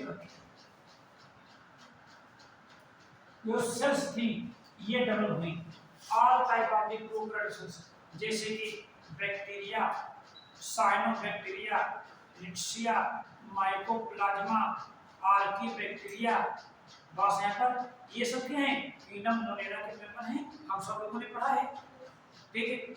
आपने जो है अभी पीएचडी की क्लास में किंगडम मोनेरा को डिटेल में पढ़ा है। तो किंगडम मोनेरा में ये कौन कौन से सेल आएंगे, बैक्टीरिया, आर्कीबैक्टीरिया, साइनोबैक्टीरिया, माइकोप्लाज्मा, रिक्शिया, ये सब क्या हैं, ठीक है, ये सब प्रोकैरियोटिक सेल्स हैं। इन सभी को हमने किंगडम मोनेरा में क्लासिफाई किया, लेकिन यहाँ पर न्यूक्लियर डेवलप हो गया, यहाँ पर न्यूक्लियर डेवलपमेंट का मतलब क्या हुआ, यदि इन सेल्स को जिनमें न्यूक्लियस वेल डेवलप है, इन न्यूक्लियस के स्ट्रक्चर में न्यूक्लियर मेम्ब्रेन प्रेजेंट है, तो उसको हम क्या कहेंगे, हम प्रोटिस्टान सेल्स कहेंगे। क्या कहेंगे हम, प्रोटिस्टान सेल्स कहेंगे। ये जो प्रोटिस्टान सेल्स है ना, इन्हीं से आगे चल सके जो आर टाइप्स, जितने भी प्रकार के are types of prokaryotic cells, prokaryotic cells ये डेवलप हुई, are type of prokaryotic cells नहीं, are type of eukaryotic cells, eukaryotic cells develop हुई। किंगडम मोने यानी मोनेरा सेल्स से क्या डेवलप हुई, प्रोकैरियोटिक सेल्स, और प्रोटिस्टान से क्या डेवलप हुई, यूकैरियोटिक सेल्स डेवलप हुई। इतनी चीज समझ आ गई यहाँ। ये सेल्स लिविंग थी, सेल्स लिविंग होती नहीं होती, इनमें प्रोटोप्लाज्म डेवलप हुआ, सेल्स लिविंग थी, सेल्स लिविंग होती है ना, तो सेल्फ में एक एबिलिटी होती है। क्या एबिलिटी होती है? सेल्स अपने ही जैसे दूसरे सेल्स का निर्माण करते हैं। सेल्स में एक मेन जो एबिलिटी होती है, यदि वो अपनी ही जैसी दूसरे सेल्स का निर्माण करते हैं, यानी उनमें रिप्रोडक्शन होता है। कहने का मतलब हुआ, तो जब रिप्रोडक्शन होगा ना, तो एक सेल से कितनी सेल बनेगी? एक बार में 2 बनेगी, दोनों फिर डिवाइड होगी तो 4 बन जाएंगी। ये रिप्रोडक्शन लगातार होगा नहीं होगा, तो सेल्स के नंबर बढ़ेंगे, समुद्र में नहीं बढ़ेगी, बढ़ेगी। ठीक है, सेल्स हमने क्या बताया था? लिविंग होती है, डेड होती है। लिविंग होती है, एक डिफरेंट टाइम के बाद डेड हो जाती है, लेकिन होती तो लिविंग है वो। ठीक, जब लिविंग होंगी तो लिविंग सेल्स में जो डिफरेंट टाइप के लाइफ प्रोसेस होती है, उनको सुचारू रूप से चलाने के लिए एनर्जी की आवश्यकता होगी। किसकी आवश्यकता होगी? एनर्जी की आवश्यकता होगी। ये एनर्जी कहाँ से मिलेगी? फूड से मिलेगी। भाई हम सब लोग जानते हैं ना, एनर्जी कहाँ से मिलती है? फूड से मिलती है। ठीक है, तो जैसे जैसे इनकी नंबर बढ़ती गई, तो समुद्र के अंदर फूड मटेरियल की कमी होती गई। बात यहाँ पर, क्योंकि समुद्र के अंदर, समुद्र यानी ओशन वाटर में जो फूड था लिमिट ही रह गया था, लिमिट था। ठीक, बहुत ज्यादा नहीं था। तो जब बताइए कि जब नंबर पॉपुलेशन बढ़ेगी और फूड घर में कम होगा, तो हम क्या करेंगे? यदि फूड को बाहर से लाने का कोई न कोई मेथड यूज करेंगे। ठीक है, तो यदि हमारा जो नेक्स्ट स्टेप आता है, स्टेप नंबर 7,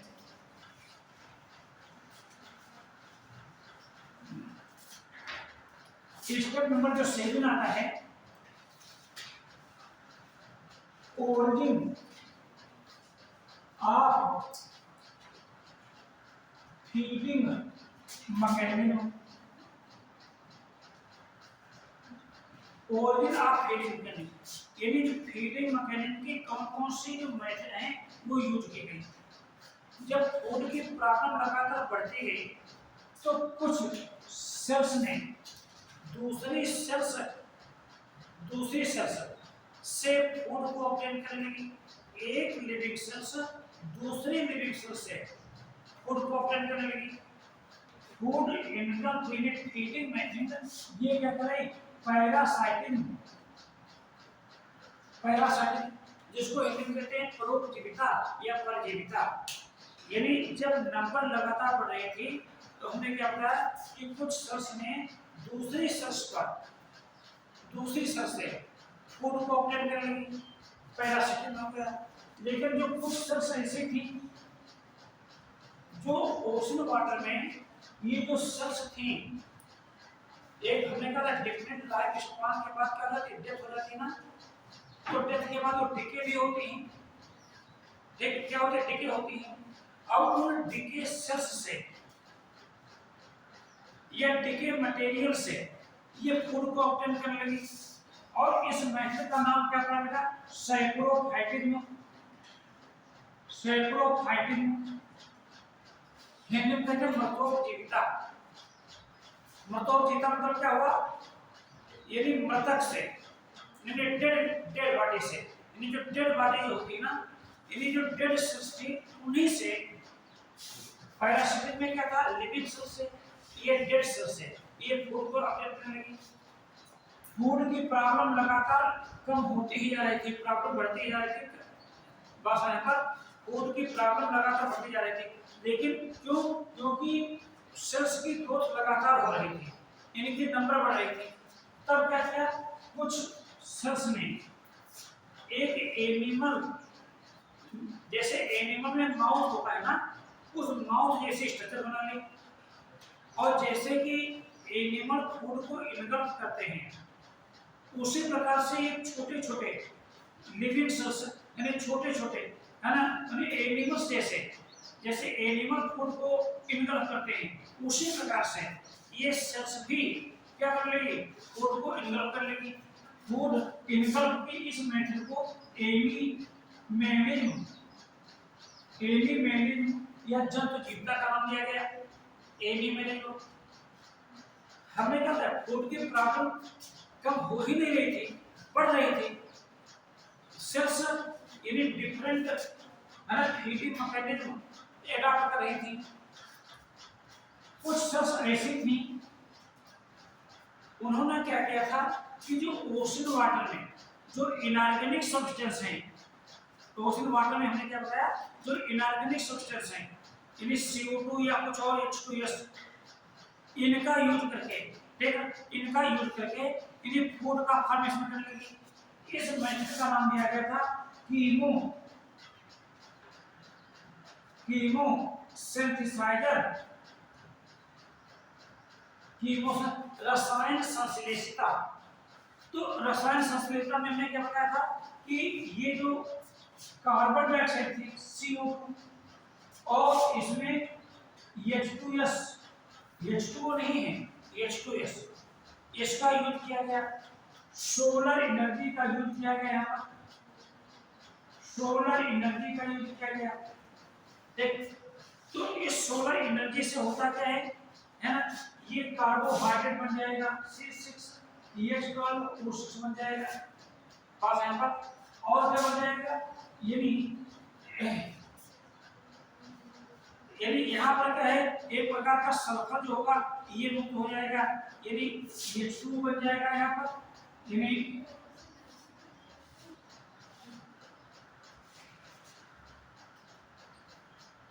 यहाँ पर सल्फर रिलीज होगी, इससे एनर्जी भी रिलीज होगी। ये जो एनर्जी रिलीज होगी यहाँ पर, और इस एनर्जी का यूज इसमें किया जाएगा, फूड के फॉर्मेशन में किया जाएगा। हमने यहाँ क्या बताया कि ये जो CO2 है ना, CO2, इस CO2 का जब यूज किया जाएगा तो यहाँ पर यानी ये सल्फर बनेगा, H2O भी बन जाएगा थोड़ा बहुत, और एनर्जी रिलीज होगी यहाँ पर। ये जो एनर्जी रिलीज होगी इसका यूज ये फूड के फॉर्मेशन में किया जाएगा।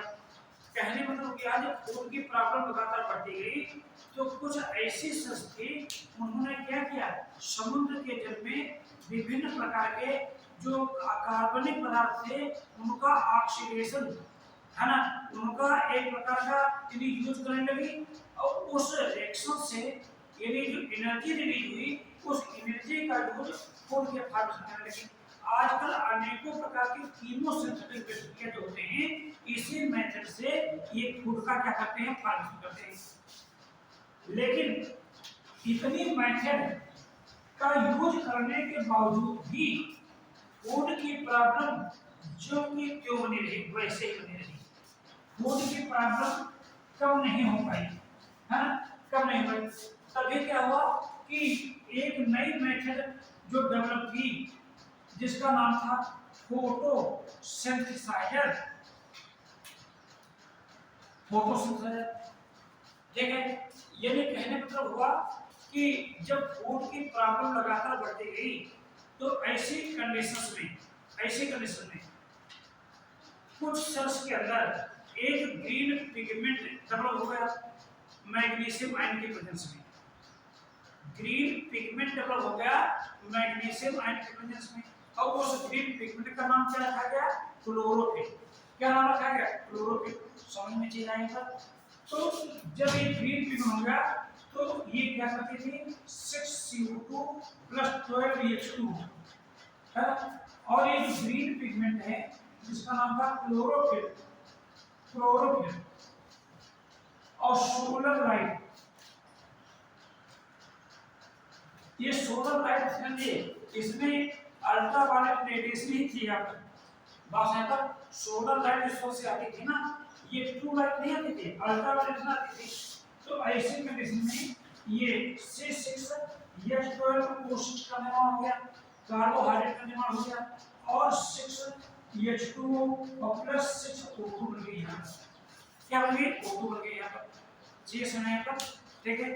तो कहने मतलब क्या हुआ कि जब सेल्स की नंबर लगातार बढ़ी, फूड की प्रॉब्लम आई, तो सेल्स ने फूड के लिए डिफरेंट मेथड का यूज किया। वो मेथड कौन कौन सी थी, पैरासिटिज्म, सैप्रोफिटिज्म, एनिमिलिज्म, कीमोसिंथेसाइजर और फोटोसिंथेसाइजर।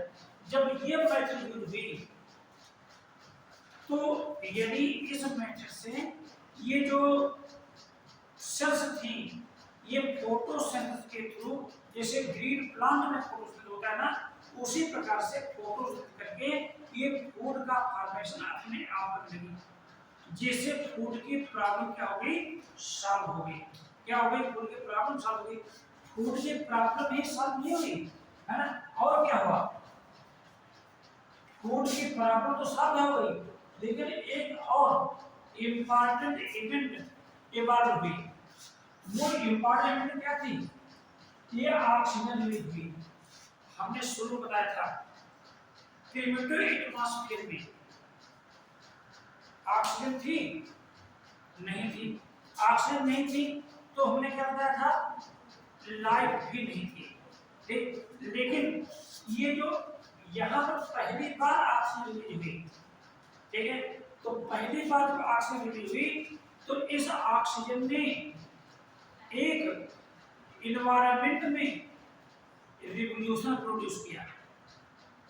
और उस ये रिवोल्यूशन इस ऑक्सीजन के प्रेजेंस में ही हुआ।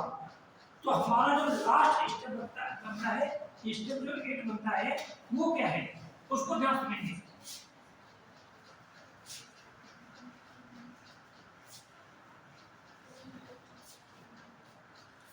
स्टेप नंबर जो 8 आएगा, यानी ओरिजिन ऑफ मॉडर्न एटमॉस्फेयर,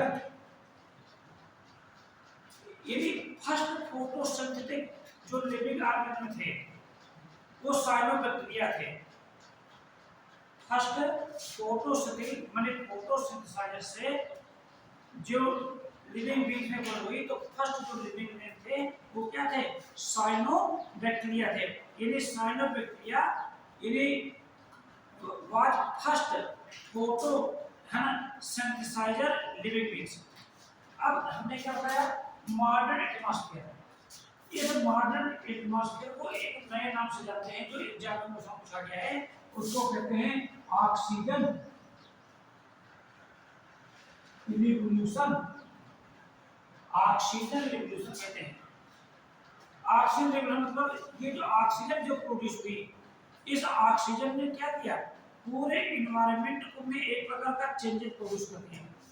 देखा, इस ऑक्सीजन ने एनवायरनमेंट में जो 2 मेन गैसेस थी, एक मीथेन थी और एक अमोनिया थी। बस यहाँ पर मीथेन थी और क्या थी, एक अमोनिया थी। तो ये जो मीथेन थी, यानी मीथेन ये जो गैस थी, ऑक्सीजन ने इस मीथेन से क्या किया, कंबाइन किया। यदि इसे कंबाइन किया तो इससे एक न्यू गैस बन गई। उस गैस का नाम था, क्या था, यानी CO2। क्या बनी यहाँ पर, यानी 2H2O और प्लस CO2 बन गई। यहाँ पर क्या बन गई, CO2 बन गई। अभी तक इन्वायरमेंट में CO2 नहीं थी, इन्वायरमेंट में नहीं थी। बस यहाँ पर इन्वायरमेंट में CO2 नहीं थी। ये जो दूसरी गैस थी जिसका क्या नाम था, अमोनिया थी। कौन सी थी, अमोनिया थी। ये जो अमोनिया थी, इसने जब ऑक्सीजन से संयोग किया तो उससे एक नई गैस बनी, उसका नाम था N2। कौन सी गैस थी, N2 गैस बनी। कौन सी बनी, N2, यानी 2H2O प्लस N2, यानी ये न्यू गैस बन गई यहाँ पर। ठीक है, अभी तक एटमॉस्फेयर में हमने क्या बताया, ना तो CO2 भी थी ना N2 थी, लेकिन ऑक्सीजन ने जो प्रिमिटिव एटमॉस्फेयर में जो अमोनिया मीथेन जो 2 गैसें थी, जब इनसे कंबाइन किया तो ये 2 अदर गैसें बन गई। कौन कौन सी गैसें बनी, एक बन गई कार्बन डाइऑक्साइड, दूसरी क्या बन गई, नाइट्रोजन बन गई। ये नई गैसें बनी मेरी पास यहाँ पर। ठीक, और क्या हुआ, ये जो ऑक्सीजन थी ना, ऑक्सीजन की कुछ अमाउंट, यानी ऑक्सीजन की कुछ अमाउंट, यानी 2O यानी 3O2, ऑक्सीजन का फॉर्मूला है यहाँ पर। ये अल्ट्रावायलेट रेडिएशन, अल्ट्रावायलेट रेडिएशन की प्रेजेंस में ये 2O3 यानी ओजोन में कन्वर्ट हो गई। किधर कन्वर्ट हो गई? ओजोन में। यानी अल्ट्रावायलेट से सोलर रेडिएशन ठीक ओजोन में कन्वर्ट हो गई। ये क्या है? ओजोन। अभी तक मैंने पहले बताया था जो प्रिमिटिव एटमॉस्फेयर था है ना, तो उसमें ना तो ऑक्सीजन थी, फ्री ऑक्सीजन थी, ना तो ओजोन थी, यानी ओजोन का निर्माण हो गया। ये ओजोन ने क्या किया? ओजोन धीरे धीरे ठीक ना एक अर्थ से लगभग 24 किलोमीटर की डिस्टेंस पर एक थिक और ट्रांसपेरेंट लेयर के फॉर्म में कन्वर्ट हो गई। क्लियर हो गया? यहाँ पर इस लेयर का नाम क्या रखा गया? Ozonosphere layer. क्या नाम रखा गया? ओजोनोस्फीयर। जब ये ओजोनोस्फीयर लेयर बन गई तो सन से निकलने वाली ultraviolet rays, ultraviolet rays, cosmic rays, X rays, इनका आना पृथ्वी पर रुक गया, अर्थ पर रुक गया। ये वहीं तक आकर के फिर जो है वापस चली जाती है। ठीक है, हमने क्या बताया था? ये रेज जब अर्थ पर आती हैं तो हमारे जनजीवन को प्रभावित करती हैं। आपने देखा होगा जब ग्रहण वगैरह पड़ते हैं तो ये रेज आती है ना? ऐसा क्यों? कि ऐसी कंडीशन में ये जो है ये रेज उस ओजोनोस्फीयर में जो होल जैसे बन जाते हैं, हमने बताया होगा है ना, उनको क्रॉस करते हुए अर्थ तक आ जाते हैं। लेकिन इस ओजोनोस्फीयर के बन जाने से क्या हुआ? यदि जो अल्ट्रावायलेट रेज और एक्स रेज जो अर्थ तक आती थी उनका रुकना बंद हो गया, जिससे जो हमारा एटमॉस्फेयर है ये धीरे धीरे रिड्यूसिंग की जगह पर ऑक्सीडाइजिंग हो गया। जब ऑक्सीडाइजिंग हो गया, अब देखिए CO2 बनी। बस यहाँ पर तो CO2 ने क्या किया? CO2 के हेल्प से ही तो फोटोसिंथेसिस होती है ग्रीन प्लांट में। तो जब फोटोसिंथेसिस ग्रीन प्लांट में फोटोसिंथेसिस होने लगी, इधर ऑक्सीजन भी रिलीज होने लगी। तो हमने कहा था ऑक्सीजन पहले एनवायरनमेंट में नहीं थी तो जीवन नहीं था, लेकिन जो मॉडर्न एटमॉस्फेयर है इसमें ऑक्सीजन प्रोड्यूस हो गई। कैसे हुई? जब ऑक्सीजन प्रोड्यूस हो गई ठीक है तो एक लाइफ भी डेवलप होने लगी। ये सब जो पूरी प्रोसेस हुई थी ये आप मतलब यहाँ पर CO2 का बनना, N2 का बनना, ओजोन का बनना, ओजोनोस्फीयर का बनना, ये सब ऑक्सीजन की प्रेजेंस में हुआ था। यदि ऑक्सीजन नहीं बनी होती तो ये कुछ नहीं हो पाता। इसलिए इस सिस्टम को हम ऑक्सीजन रिवोल्यूशन के नाम से जानते हैं। क्या कहते हैं? ऑक्सीजन रिवोल्यूशन के नाम से जानते हैं। चीज करो यहाँ पर थोड़ा सा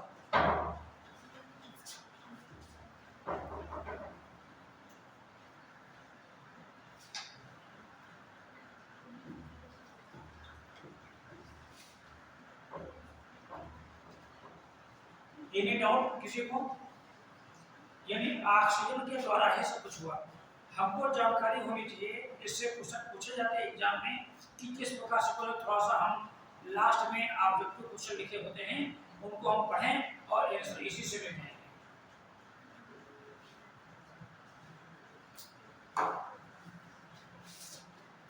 तो ओरिजिन ऑफ लाइफ के बाद ये जो इवोल्यूशन जो चैप्टर पढ़ रहे हैं इससे रिलेटेड एविडेंसेस हैं, ठीक है ना?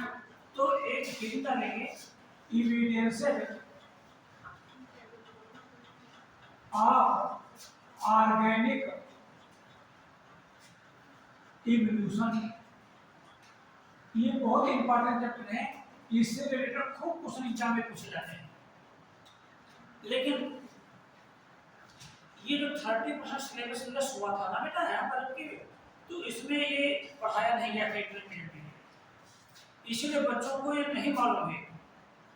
बाकी तो सबने पढ़ा है ना, लेकिन ओरिजिन ऑफ लाइफ भी सिलेबस हट गया था, ये भी हट गया था, तो हम सभी लोगों ने इसको नहीं पढ़ा होगा। तो यानी सबसे पहले जाने क्या है ऑर्गेनिक इवोल्यूशन है क्या?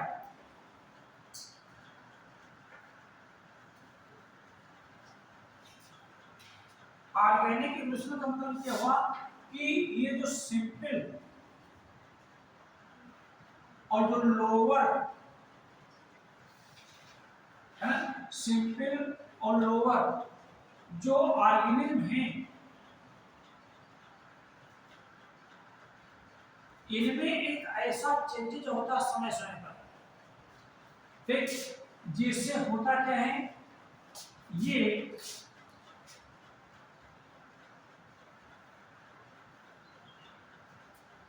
कॉम्प्लेक्स एंड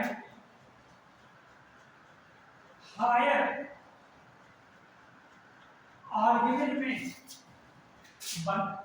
बदल जाते हैं, यानी ये मॉडिफाइड हो जाते हैं, यानी एक प्रकार का मॉडिफिकेशन हो जाता है। इसी प्रोसेस को हम कहते हैं ऑर्गेनिक इवोल्यूशन। हम यूं कह सकते हैं कि लिविंग बीइंग्स में होने वाला वो चेंजेज धीरे धीरे, अचानक नहीं, सडन के मैंने मान नहीं किए, धीरे धीरे चेंजेज, जिनसे क्या होता है कि सिंपल और लोअर कैटेगरी के जो ऑर्गेनिज्म होते हैं धीरे धीरे कॉम्प्लेक्स और हायर ऑर्गेनिज्म में क्या हो जाते हैं, मॉडिफाइड हो जाते हैं। इसे को हम क्या कहते हैं, ऑर्गेनिक इवोल्यूशन कहते हैं। इस ऑर्गेनिक इवोल्यूशन से रिलेटेड कई एविडेंस हमको पढ़ने हैं, ठीक है। तो एविडेंसेस कौन कौन से हैं, तो इंपॉर्टेंट एविडेंसेस के नाम क्या हैं, इंपॉर्टेंट एविडेंसेस। तो फर्स्ट एविडेंस है एविडेंस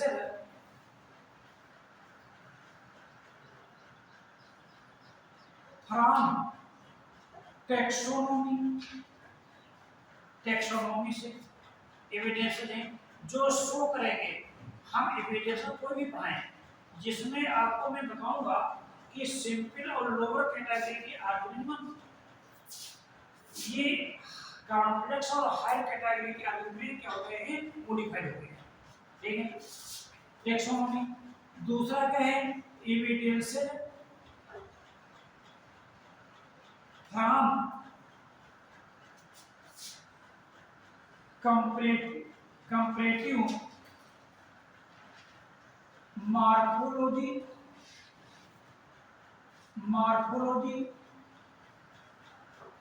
एंड एनाटॉमी।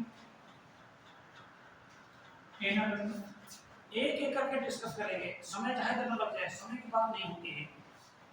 हम बहुत जल्दी पढ़ाएंगे तो आपको समझ नहीं आएंगे, लेकिन जो पढ़ाया जाए तो उसको मतलब थोड़ा सा समझ में आना चाहिए। फिर evidence from connecting link,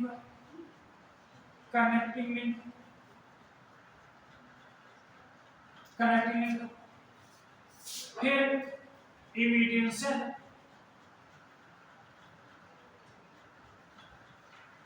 from vestigial organ, vestigial organ जिनको ऑसेशियन कहते हैं। फिर एविडेंस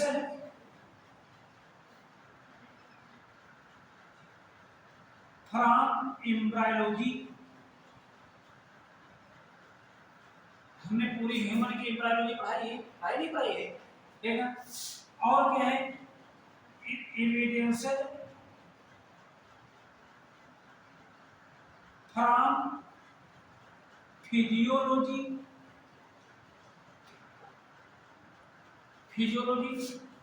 बायोकेमिस्ट्री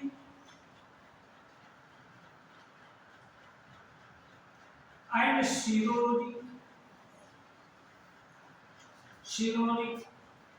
है। और एविडेंस फ्रॉम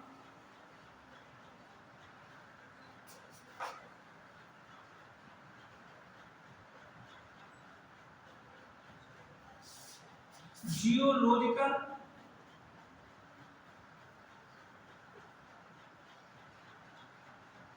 डिस्ट्रीब्यूशन।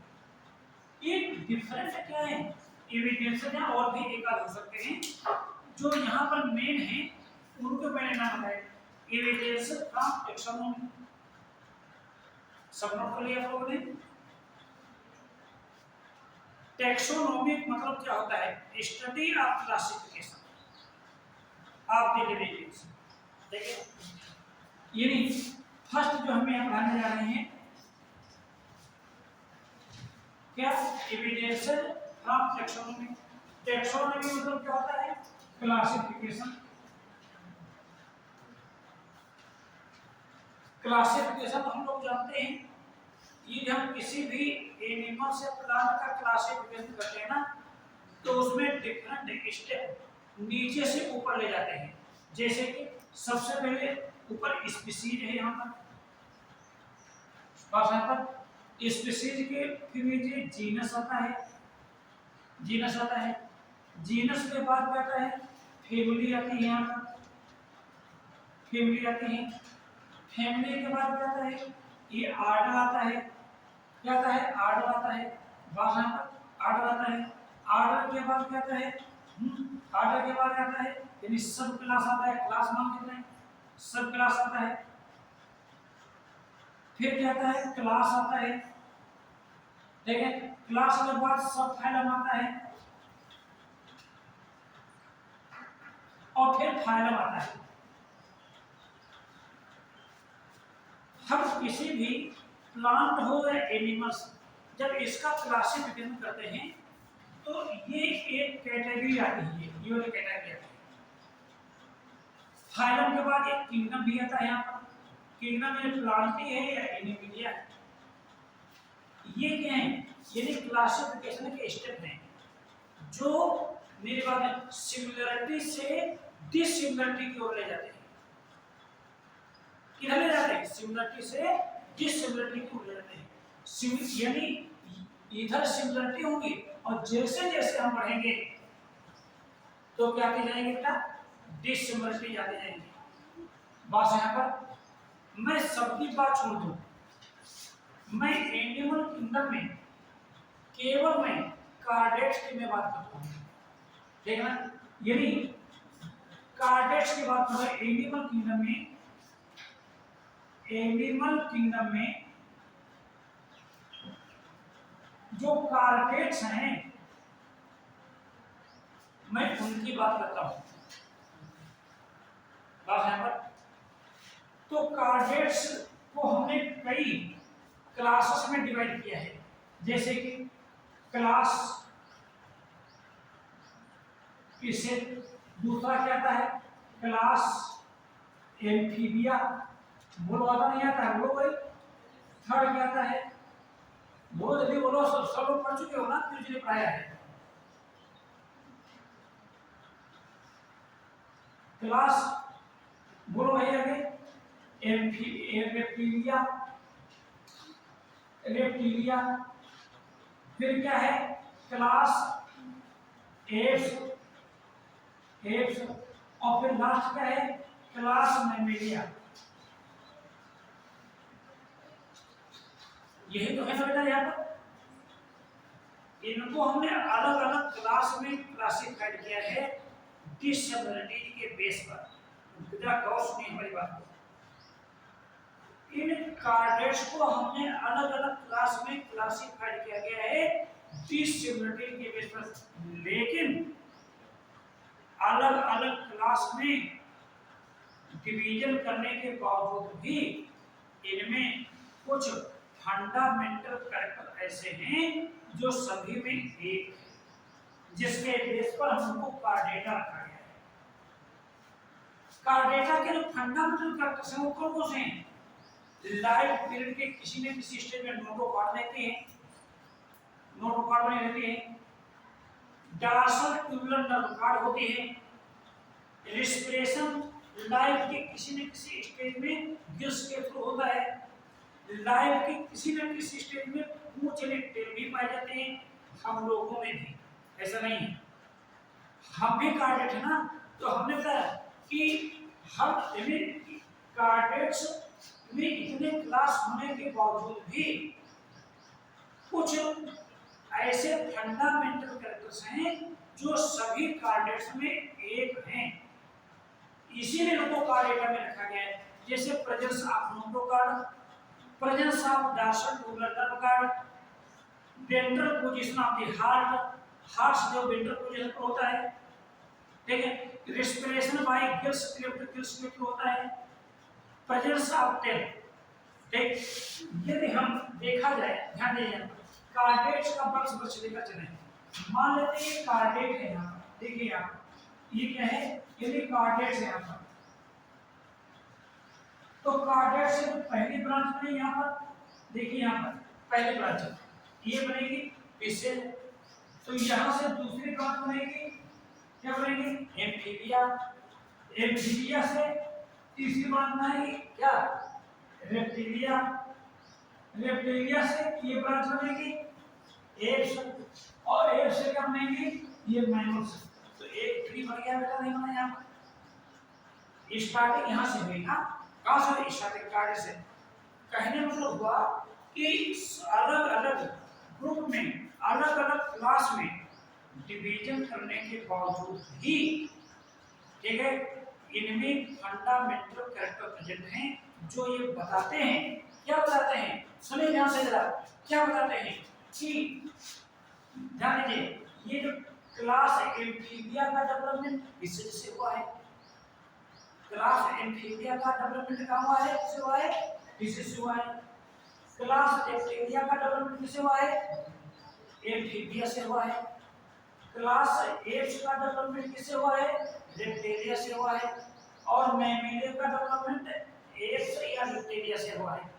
तो ये जो सिंपलेस्ट आदमी हो गया, ये उससे ज्यादा कॉम्प्लिकेटेड हो गया, ये उससे ज्यादा कॉम्प्लिकेटेड हो गया, ये उससे ज्यादा हो गया। तो मैंने यहाँ पर परिभाषा लिखाई है क्या, कि सिंपल और लोअर जो ऑर्गेनिज्म है, सिंपल और लोअर ऑर्गेनिज्म है ना, इनमें समय समय पर ऐसा चेंजेस होता गया, ऐसा मॉडिफिकेशन होता गया, जिससे कॉम्प्लेक्स और हायर ऑर्गेनिज्म ये डेवलप हुए। इसी को क्या कहते हैं, ऑर्गेनिक इवोल्यूशन कहते हैं। ये हमने टेक्सोनोमी पढ़ाया है, बाकी आगे आने वाले जो क्लास होंगे उनमें और मैं एविडेंस को मैं फुल डिटेल के साथ में आप लोगों के सामने में पढ़ाऊंगा। ठीक है, केवल आप लोग जो है क्लास में आते रहें और थोड़ा समझते रहेंगे तो निश्चित रूप से आपका पूरा बेनिफिट होगा।